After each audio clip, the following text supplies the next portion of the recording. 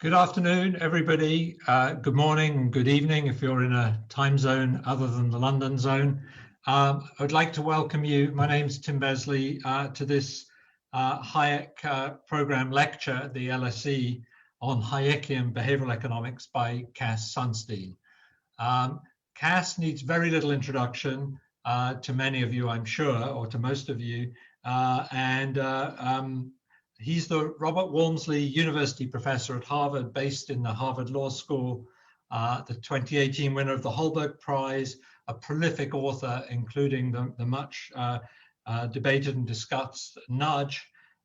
He's a distinguished legal scholar and public intellectual. The Hayek program was started at the LSE to reinvigorate debates around the themes in Hayek's work. And when we discovered that Cass had been thinking about how to marry insights from behavioral economics to Hayekian thinking, we just thought it would be wonderful to invite him here to give this lecture. And I won't delay things any longer. We'll have chance for Q&A later. I'll just hand over the floor to Cass to develop his ideas. Thanks for being with us, Cass. Really looking forward to it. Thank you so much. And hi, everyone. I should say that it's a thrill, both because of the amazingness of this audience and because of the topic. The title of the paper is almost Hayekian Behavioral Economics is not an oxymoron, but that would be kind of awkward, so we're leaning against. I should say that the origins of this project actually are in my time in the US government, when we were doing fuel economy standards, which are part of climate change policy. And we were doing them for a number of years. And I was part of a group who was saying we have to be very careful to have a midterm review, because our assumptions about technology and about economic context, and also about the consequences of fuel economy mandate, might not be right, and change circumstances might surprise us. And that means we need to have a reassessment in the middle, because we planners don't entirely know what we're doing. And I went around the White House saying this is really a Hayekian point. And I think, in a tribute to the Obama administration, no one found that concept unfamiliar. The fact that this is an example of fuel economy is also timely, because all over the world, leaders have to think about what kind of fuel economy, or analytically it's very similar, energy efficiency mandates to impose. This is part of climate change policy. These are not nudges. They are, in my view, arguably the most important use of behavioral science in policy in the world today, in the sense that, for reasons we'll get to shortly, the fuel economy and energy efficiency mandates in their current form must have a behavioral justification. Otherwise, they don't have a justification in their current form. Europe has not, in my understanding, and the UK has not, in my understanding. And this may be a tribute to the limits of my understanding, but this is where I think we are, has not focused systematically on some of the puzzles here. And I know that the Biden administration is going to have to do that really, really soon. The reason the puzzles are puzzles is that, to get ahead of the story, for fuel economy mandates or energy efficiency mandates, the dominant benefit in terms of numbers, in pounds, in euros, or dollars, the dominant number is consumer savings. There are significant savings in terms of energy independence and in terms of air pollution and greenhouse gases. Those are significant, but in their current form, the energy efficiency and fuel economy mandates are generally producing benefits that have a strong majority of the following form: consumers save money. Now, from the economic point of view, that's immediately baffling. And the reason is, if consumers want to buy a Tesla or a Prius or an energy efficient refrigerator, they can.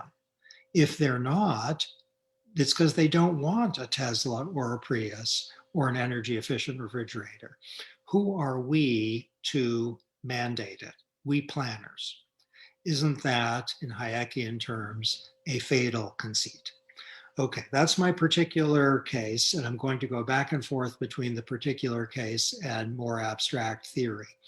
Hayek, of course, was deeply skeptical about planners. His great essay on the dispersed nature of knowledge in society emphasizes, with particular emphasis on prices and quantities, that planners just know less than people do. So the price of shoes or cell phones, Hayek was prescient, he didn't foresee that, but the price of cell phones as well as shoes or refrigerators or automobiles or socks is a product of the knowledge of lots and lots of people, and no planner, however expert and however well motivated, is going to be able to capture that knowledge. So Hayek's claim against planning, and this is about product characteristics as well as prices and quantities, has to do with an epistemic limit on the part of planners. Hayek also spoke unenthusiastically about, he spoke simultaneously unenthusiastically about planners and enthusiastically about choosers. That is, in his work, lighter than Mill's claims on liberty, intriguingly lighter than Mill, who was emphatic that choosers know better than outsiders do. Hayek was a little gentler there, but it is there that choosers have knowledge in the individual case that outsiders lack. Hayek, too, emphasized the importance of evolved understandings and norms that are built into cultural practices and even consumer judgments, that planners won't know the substance. And here Hayek sounding a bit like Burke on prejudice, which Burke celebrated. Hayek didn't quite do that, but in referring to the knowledge that's captured in norms for which no individual is responsible, was giving a tribute to decentralized judgment over expert judgment. Okay, some of Hayek's claims, not about the limits of expert knowledge, but about the limits of individual knowledge and the wonderfulness of evolved norms and understandings, these have taken a battering from behavioral findings, where the behavioral findings along one dimension aren't fundamentally incompatible with Hayekian foundations, and that is about a simple absence of information. So consumers may not know about the fuel economy of cars. Hayek was not opposed to information provision. In fact, in Road to Serfdom, he was for it. And the other side is more troublesome, I think, for at least true Hayekians, which is the findings of behavioral biases. And here the idea is, if people procrastinate, if they suffer, sometimes benefit, but if they suffer from inertia, if they are unrealistically optimistic, if they are present biased, then it might be that one side of the ledger, that is that side of the ledger which is captured in the comparative advantage of the chooser, is weakened compared to what we thought, let's say, in the 1940s and 50s and 60s, and even 70s and 80s.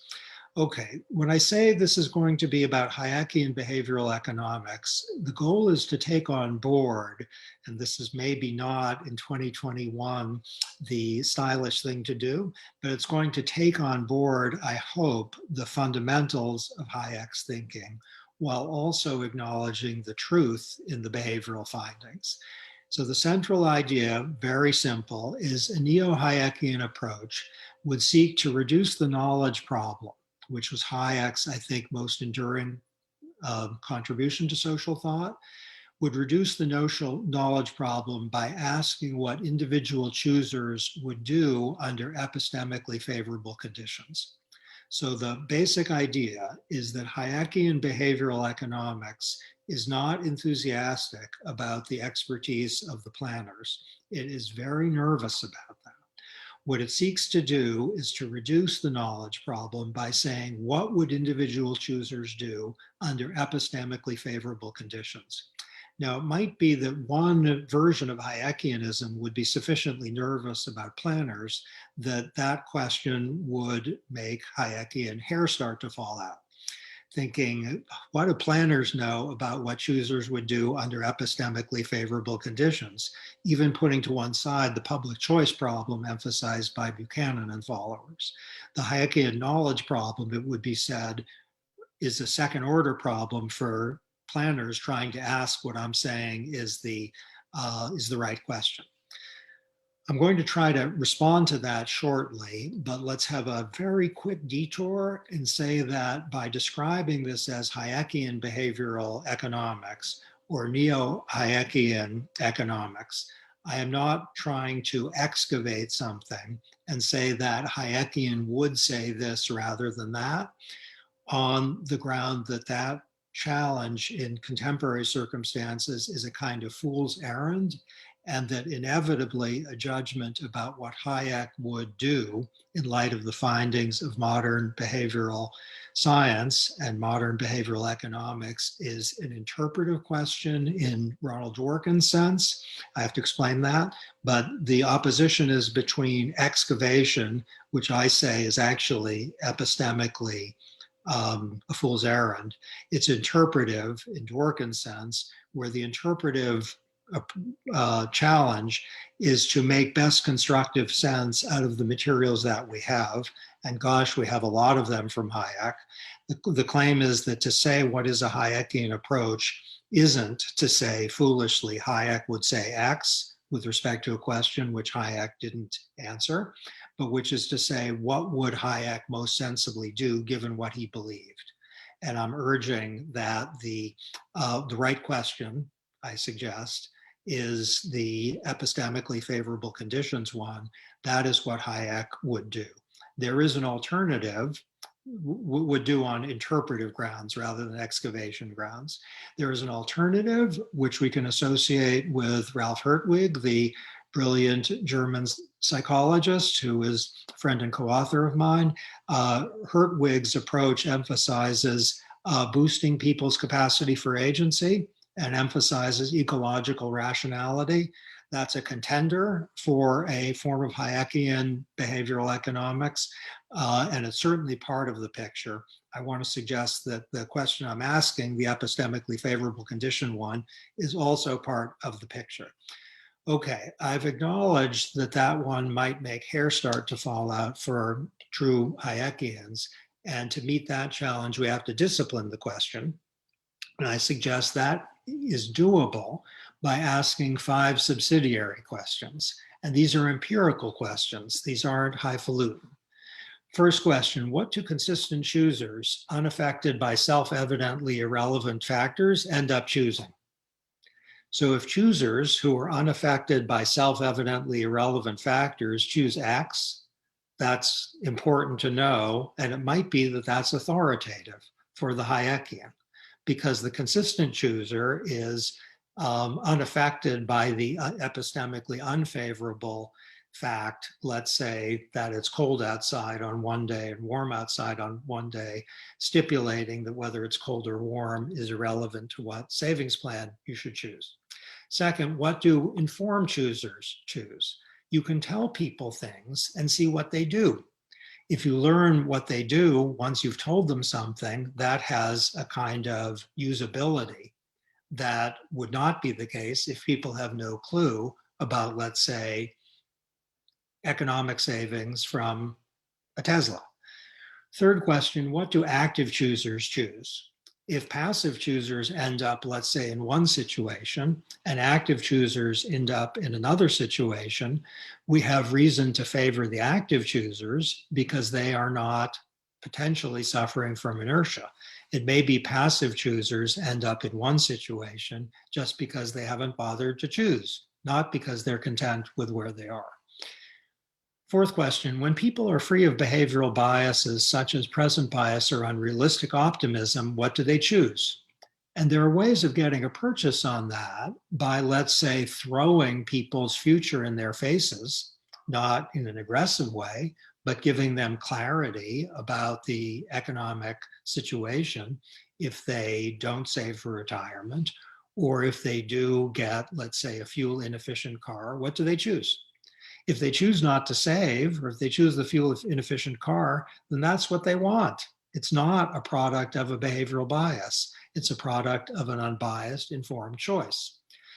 Last of the 5 questions, what do people choose when their view screen is broad, such that they're not suffering from limited attention?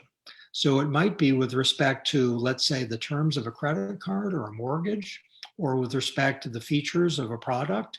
They aren't focusing on what David Laibson and others call shrouded attributes. And if you unshroud the attributes, what do people choose? So the question is a little more simplified than the 5-ness of the 5 questions suggest. You're just asking, what do consistent, informed, active, behaviorally unbiased people choose when their view screen is broad? And once you know that, then you know what people do. And that can be a guide for a choice architect or a nudger or a mandator even deciding what the right policy is. Now, there are 1,001 cautionary notes.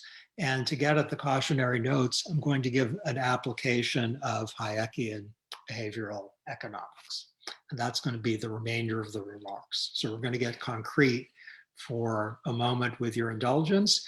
And if you start to think it's a little bit tedious, notice, if you would, that this is at the heart of climate change policy in Europe, in China, in North America, in South America, and it is an exemplar of behaviorally informed policy in a context where the stakes are super high, in the sense that the wrong choice can produce economic and environmental losses big time, or it could produce catastrophe for the consumer in the form of all sorts of products that they hate.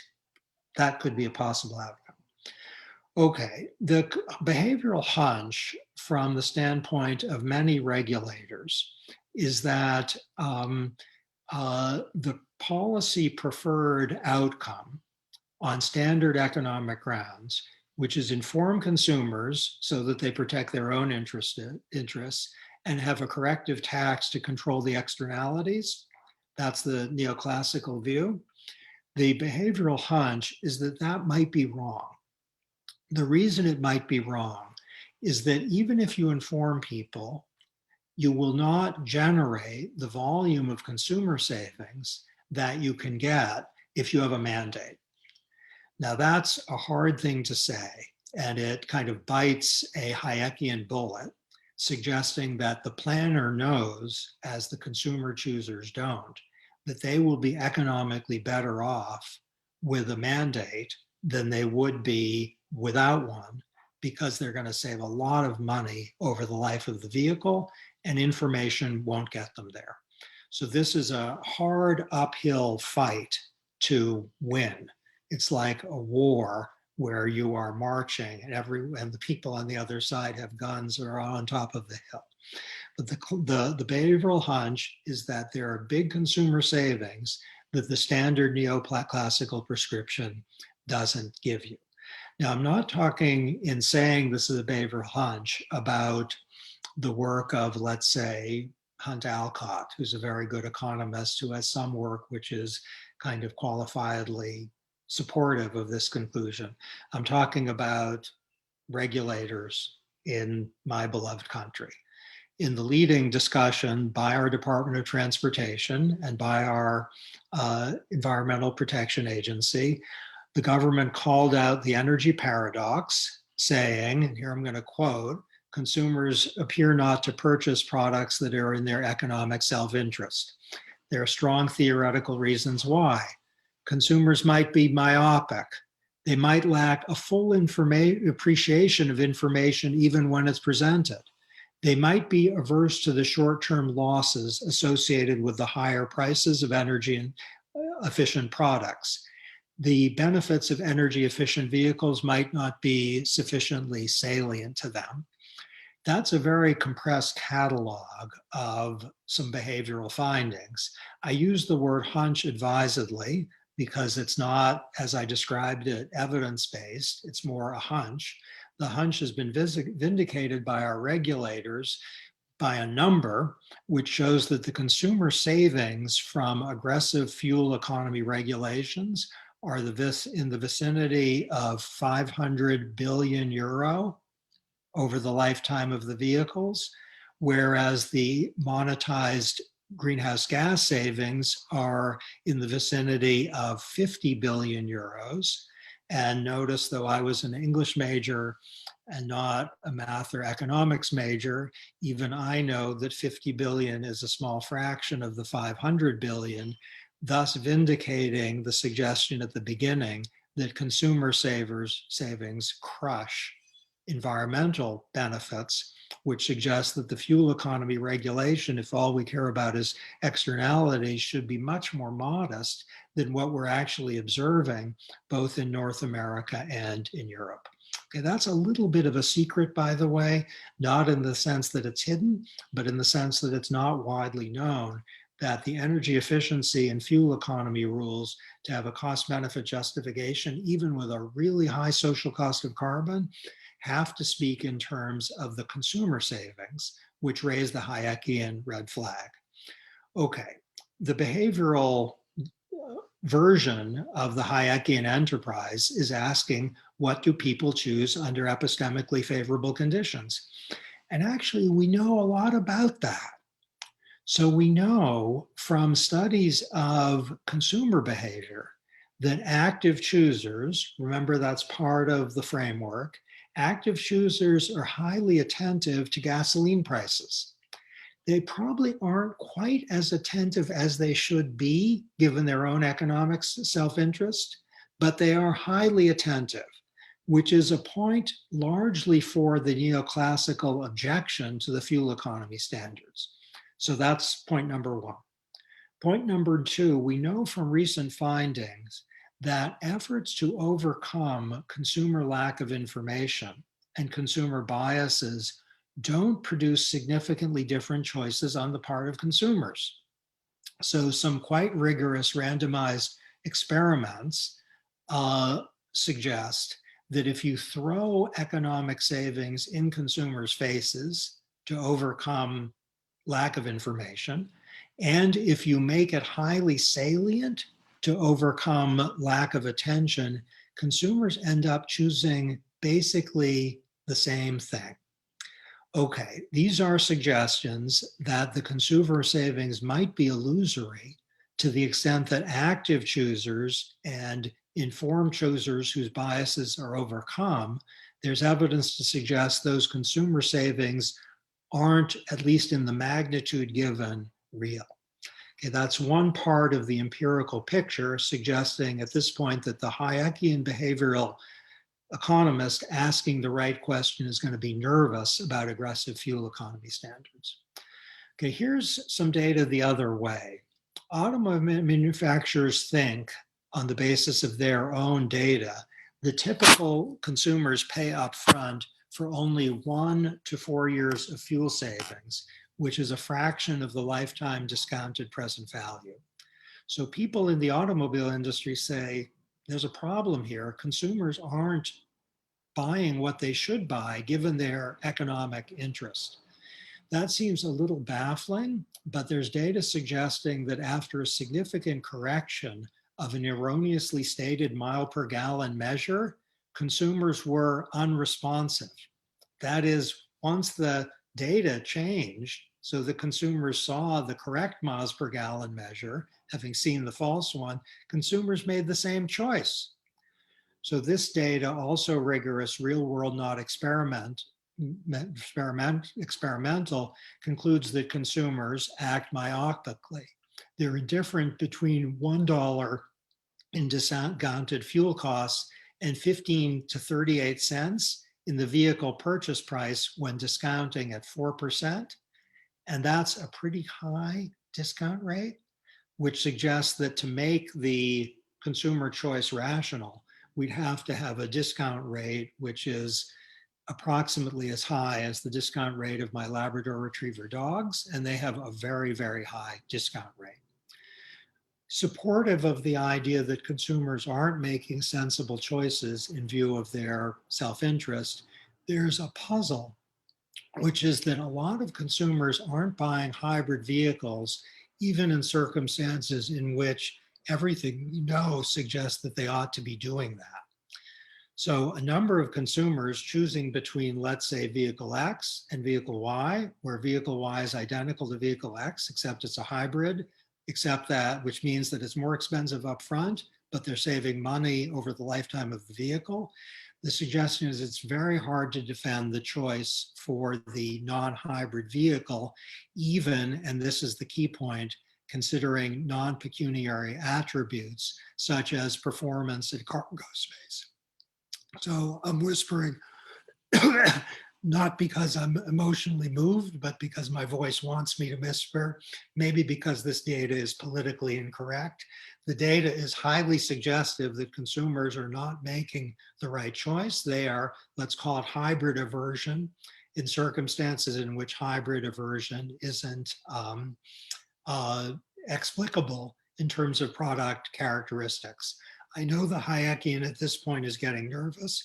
I want Hayekians, of which I am in significant part one, to kind of hang with the argument here, asking whether there is an account of epistemologically or epistemically favorable conditions under which we can make sense of this finding.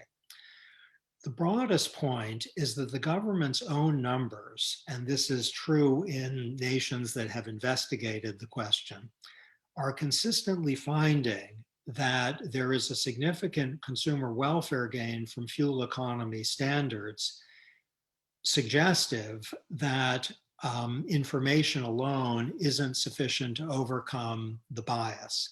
The Hayekian suspicion is that the government's numbers are missing something important, and that there's some product characteristic which the numbers don't pick up that consumers do pick up, which is suggestive that, okay, you're making the fleet more fuel efficient, so there's more, consumer money over the lifetime of the vehicle, but it's not only that the vehicle's costing more upfront, there's also some product characteristic that's worse.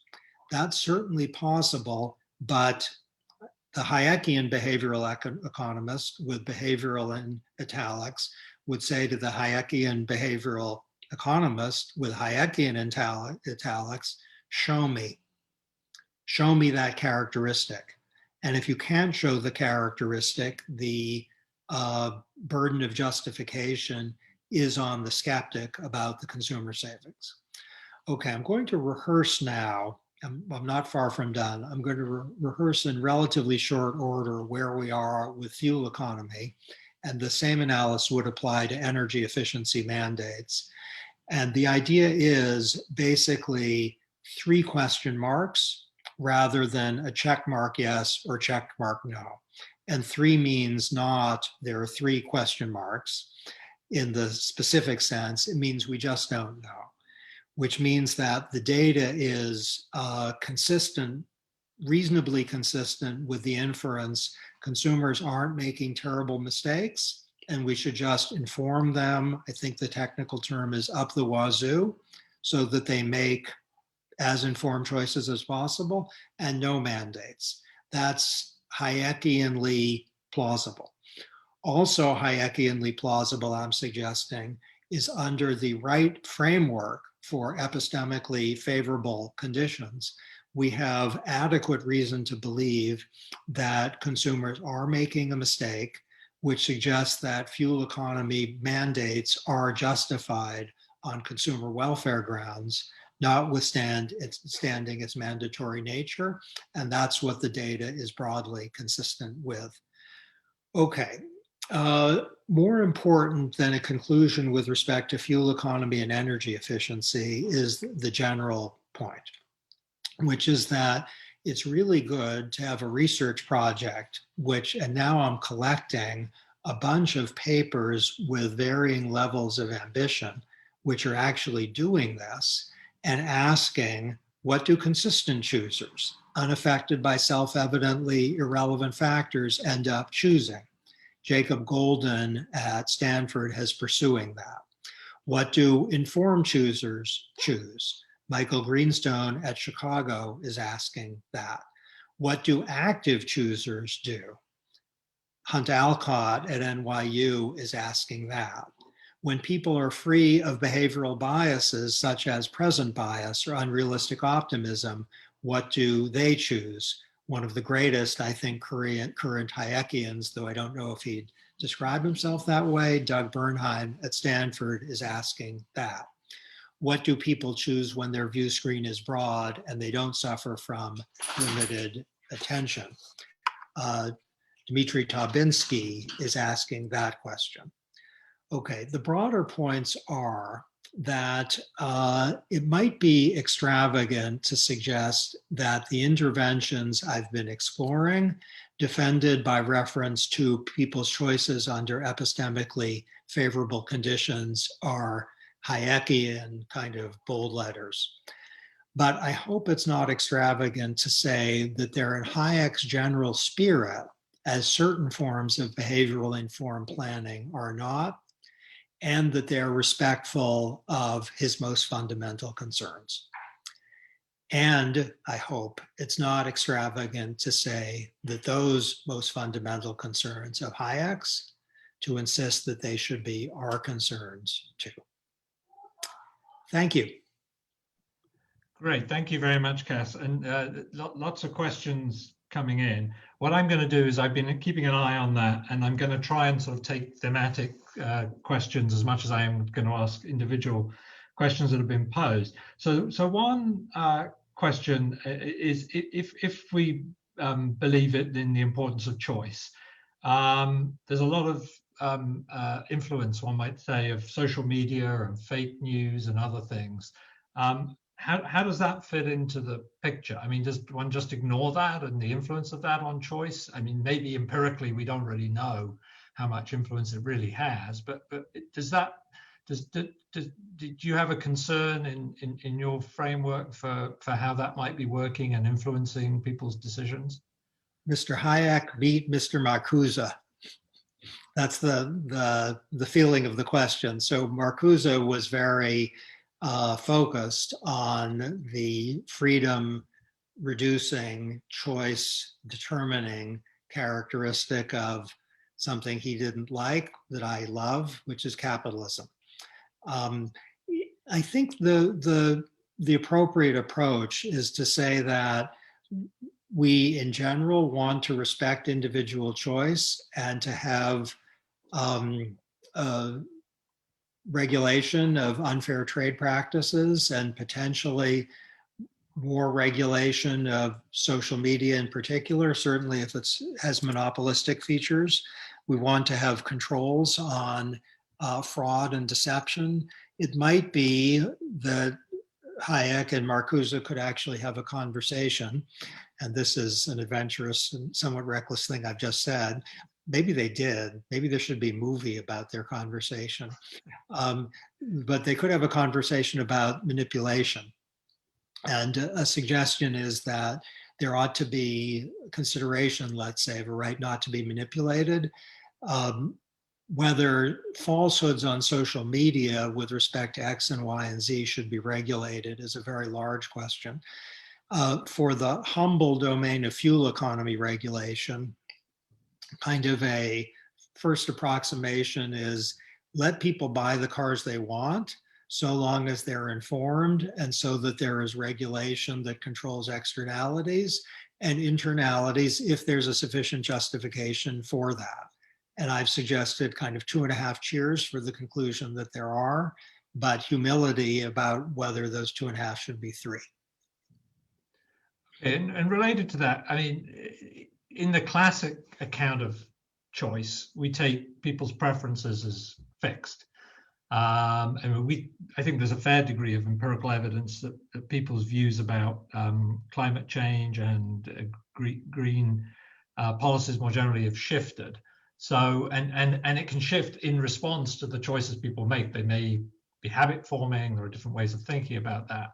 how does that fit into the picture? Is it essential to you that preferences are fixed and stable, and that choices always take place within that, or is there a way of you thinking about how preference dynamics work within this framework you're suggesting?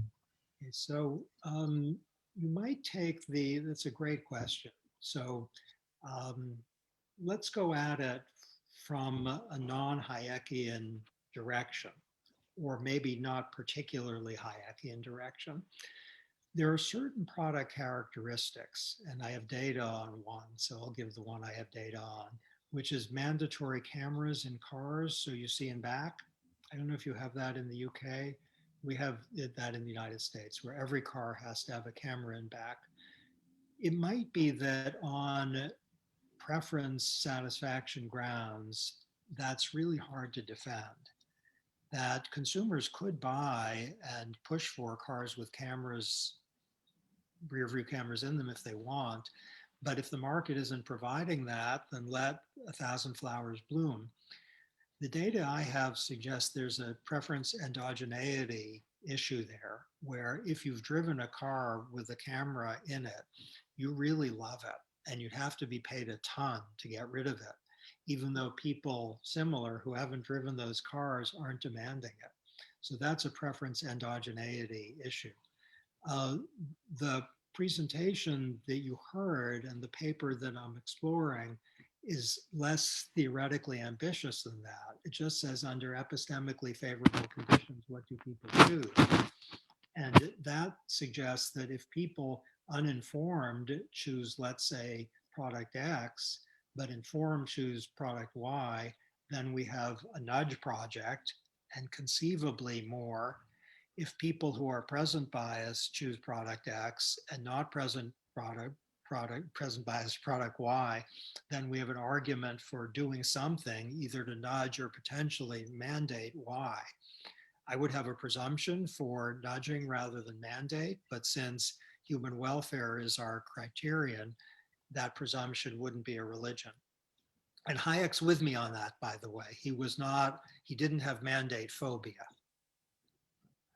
I'm exploring the same issue with respect to technology as well. I mean, there's a fair bit of evidence, some quite good evidence, that fracking in the US didn't only influence consumption of gas, but actually changed patenting behavior towards things which make more intensive use of fossil fuels. So over time, the choices that people make and the incentives they face can end up changing fundamentally the technologies that get used. Again, does that fit into your framework, and how does one think about that in Hayekian terms? Because if it's just down to the choices being made, then apparently there's no role for the government to direct technological change or in any particular direction. Okay, good. So I'm going to go back and forth between University of Chicago and Hayekianism, which aren't the same, I don't think, though Hayek spent some time there. So for technological change, a first cut would be control the externality through a corrective tax, and then we'll get the right level of technological change. So this is going to be against the thrust of my paper.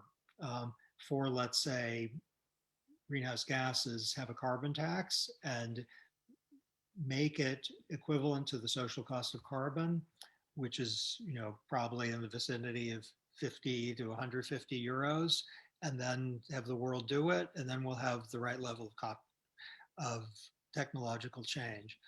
I tend to be favorably disposed to that, such that a mandate that would direct technological change would be on Hayekian grounds inferior to that.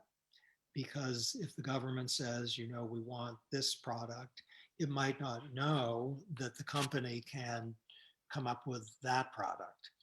So there's that. That's University of Chicago with a kind of Hayekian flavor. Many current Hayekians, I think, would be temperamentally disposed to markets. And we're going to see a whole lot of stuff. A corrective tax wouldn't be anathema, but the cheerleading would be let the creativity of the entrepreneur go. And then we're going to see unimaginably amazing inventions. I think a carbon tax is a good idea. Okay, cool. Let me now come to actually one of the first questions that appeared in the chat, and a popular one, about how do we think AI and is affecting the capacity of government to regulate our behavior. I mean, over time, maybe some of the objections that Hayek made to social planning in The Road to Serfdom would at least be tempered by new approaches to getting the kind of knowledge that Hayek said was impossible to get, just because modern systems of AI will be able to extract so much more information about how people behave. So is there an approach to that you can offer for thinking about, well, is there still a very strong case for limiting that, even if government actually gets rather good at social planning? Okay, so along many dimensions, this is a question. So an early draft of my paper, I showed to some. Sorry to interrupt, Cass. Your microphone is sort of crackling slightly. I don't know whether it's just in an awkward place. Is this better? That's better. Yeah, sorry about that. Yeah. So Hayek, in certain passages in the Constitution of Liberty and in work written at that time, says that epistemic limits on the part of outsiders are the chief argument for liberty, which is a very dramatic thing to say. It makes him sound really like a utilitarian who's in some ways a by the way respecter of freedom from the standpoint of, let's say, some Kantians. But some Hayekian real specialists, as I am not, I'm a enthusiast and a learner, but not a lifetime of reading of Hayek, cautioned me, saying, if you really look at the full corpus, Hayek had a moral conviction for liberty, which he recognized was contentious, but which was not about knowledge. It was about freedom and its moral priority. So if AI is telling doctors who has particular susceptibility to heart disease, there isn't a particular problem from the standpoint of freedom. It's just the epistemic problem that the doctors face is greatly reduced. I'm thinking that in Hayek's core concern, could you have AI that could tell us something about the appropriate prices for shoes? And I think it's the case that the ultimate answer is no, because of the unpredictability of social interactions and learning over time, even for really, really advanced AI. Now, it might be 30 years from now or a week from now, that will seem so January 2021. So what I'm not sure of is whether it's the epistemic limits that current AI faces or whether it's in the nature of the beast. I'll free associate just a tiny bit on that. Timur Kuran has some great papers about the unpredictability of revolutions. And he says 2 reasons they're unpredictable is that you don't have knowledge of people's thresholds for participating in revolutions. And even if you have that knowledge, social interactions among participants, it's just in the nature of the beast that you can't predict them. And I think it's consistent with Kuran's writing now in the 1990s that artificial intelligence isn't going to predict when we're going to have the next Arab Spring. And I tend to think that that's right. And what dimension of problems that suggests AI is incapable of solving is a really good question. But Hayek would be, I think, and this is interpretive rather than excavation, would be inclined to the view that a lot of things about prices and quantities, AI just can't solve that. It can't know. Only markets can do it. Great. There have been questions around how your approach can be applied to business decision making. I guess the sort of classical behavioral economics approach just thinks of the individual as the unit of decision making, but so many of the important decisions that affect us are going to be decisions made in business. Now, of course, business is run by individuals, but it's also run by a much more complex system of governance than maybe individual decision making. So is there a way of thinking about how much freedom business should have to operate independently, much of the same way as you've been talking about the amount of freedom that individuals can have? Do you have a framework for thinking about business versus individuals in that sense?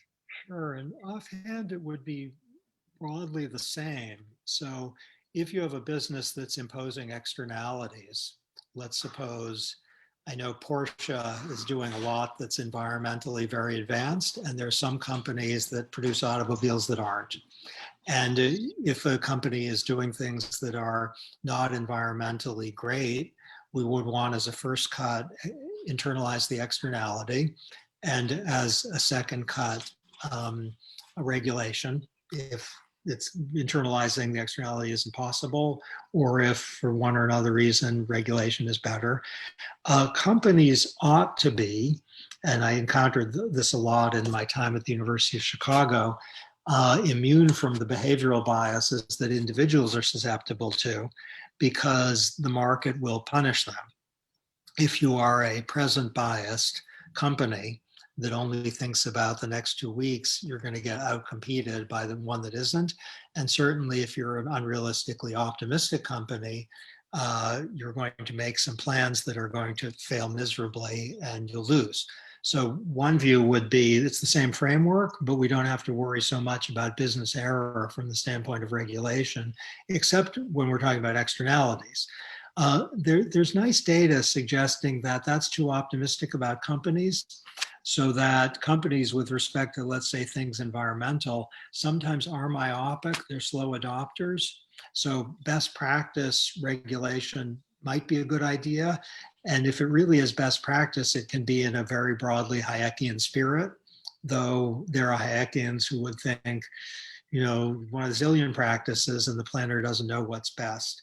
So this is a long way of saying that regulation of business for externalities, I think we would handle in the conventional way. When businesses are making decisions that are hurting themselves, there are things to do that can at least nudge them. Now, you mentioned that you were supportive of carbon taxes, but let's take specifically the gas tax, and let's take specifically the US, which has among the lowest taxes on motor fuel of anywhere in the world. Is there a classic social planner approach would have no trouble at all with saying that Biden should come in and significantly raise the gas tax. I'm not sure that would be very popular, but suppose he did.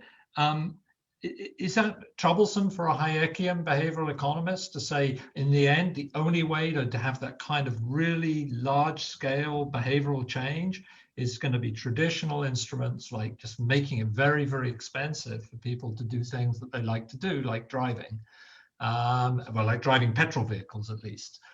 Do you see that as anathema to a Hayekian approach, that you could in the end come down in favor of saying that's the big one, that's the only way we can have this kind of radical change? Well, okay, so Hayek was very alert to the existence of externalities. He knew Pigou's work, and he spoke of externality internalization favorably. So that's part of his framework. It would be shocking if it weren't. I'm pretty sure that President-elect Biden, President-to-be shortly Biden, is in favor of a carbon tax. Not 100%, but close to it publicly. And I think he may have been the only Democratic candidate who was publicly in favor of a carbon tax. You might think that I'm for it, but citizens aren't, and I am their representative, and I can't force it on an unwilling public, or shouldn't. That would be a point of view. Or you might think, under extremely challenging economic conditions, this isn't a really good idea. Those are both thinkable thoughts. You might think that the idea of a carbon tax would be better than energy efficiency and fuel economy regulations. But we can't have the first, and the second is better than neither. So to think of the regulatory approach as a second best is completely reasonable. I think that would be admissible for Hayek, but with some tears and maybe some cries of pain for obvious reasons. What I'm suggesting is a little, maybe a lot iconoclastic, which that, and I hope this didn't get missed in the flow of, or the flood of words, is that I'm suggesting that a fuel economy or energy efficiency regulation could be better than a corrective tax because it could have not higher net benefits potentially, because a fuel economy or energy efficiency tax doesn't help consumers, whereas a fuel economy or energy efficiency mandate on assumptions that have 3 question marks next to them, but not an X, are helping consumers save a lot of money. Also, my dogs are barking with great enthusiasm. That's how they applaud. So they're in favor of fuel economy mandates. Thanks. So another question about where you think Hayek stood on. Was there any evidence that Hayek supported mandates or even was willing to entertain a more welfarist framework of weighing up costs and benefits? Or do you think for a Hayekian, in a sense, liberty is an indivisible thing and you can't really think of it in those trade-off terms, which of course become very ingrained in particularly modern economics, but modern policy analysis? But for you, do you see those two as not inconsistent? They're perfectly reconcilable ideas? Okay, Hayek, broadly speaking, was in the neoclassical economic tradition with respect to mandates. So his problem was with socialist style planning, which he saw everywhere, including in countries that were, let's say, Roosevelt, Franklin Delano. And Roosevelt didn't consider himself a socialist, but Hayek kind of did. So he was against New Deal stuff of multiple kinds. The idea of requiring polluters to do something so that they don't harm others, far from being anathema to Hayek, was congenial to Hayek's own thinking. So let's call it a University of Chicago approach, would be to say mandates are justified in the case in which there's harm to others. That's something which Hayek didn't oppose. Now, modern Hayekians, and I think probably Hayek himself, would ask some questions about maybe in the real world, the planner's cluelessness with respect to how to internalize the externality would be worse than allowing the externality not to be internalized. Maybe. So if you were very hard on the planner, you might not be clear that the real world planner should require that, which is a way of saying if you read The Road to Serfdom, which is, the closest thing to his manifesto, or even the later work, while his issue was not to show the truth in Pigouvian taxes, he was not a skeptic about the idea of Pigouvian taxes in principle. Okay, I think time for one more question. In your framework, you put epistemologically favorable conditions as very central to thinking of an ideal decision. Is there such a thing as there being too much information or information overload, so that we tend to think of unfavorable meaning a deficient amount of information, but can you see the opposite also being a problem, that these days in particular, we're bombarded with so much information, it's very hard to make sense of what we see and read all the time? There's a rumor out there that I've written a book recently called Too Much Information, and I can't deny that rumor. In other words, I wrote a book on too much information. So I spent a number of years on exactly this, and I agree with the question. So to get hold of this from a point of view that has nothing necessarily to do with Hayek, if you have information that is useless, then it's not benefiting you. That's not a controversial thing to say. If you have information that makes you miserable and scared, then that's a welfare loss, even if it's helpful to you. And so when we want to think of people's searching for or avoiding information, its perceived usefulness and its emotional impact both matter. And the second might crush the first. And when we're thinking about whether to provide information on welfare grounds, to think about, are people going to benefit from it, which includes both the emotional effect and the utility. Well, thank you very much, Cass, and thanks to all of you who've posted questions in the chat. I've tried to capture some of the main themes in the questions I've posed to Cass.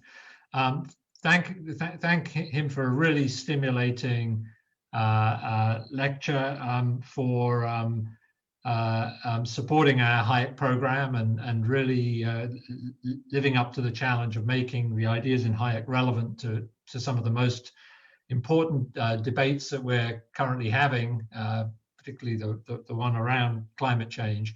There's so much here and so much to be learned, but I think Cass has really brought it to life today and put on the table many interesting ideas for which we're enormously grateful. It's been a real privilege to have you here and to learn from you today. So thanks to everyone for being here, and hopefully you'll look out for further Hayek program events down the line.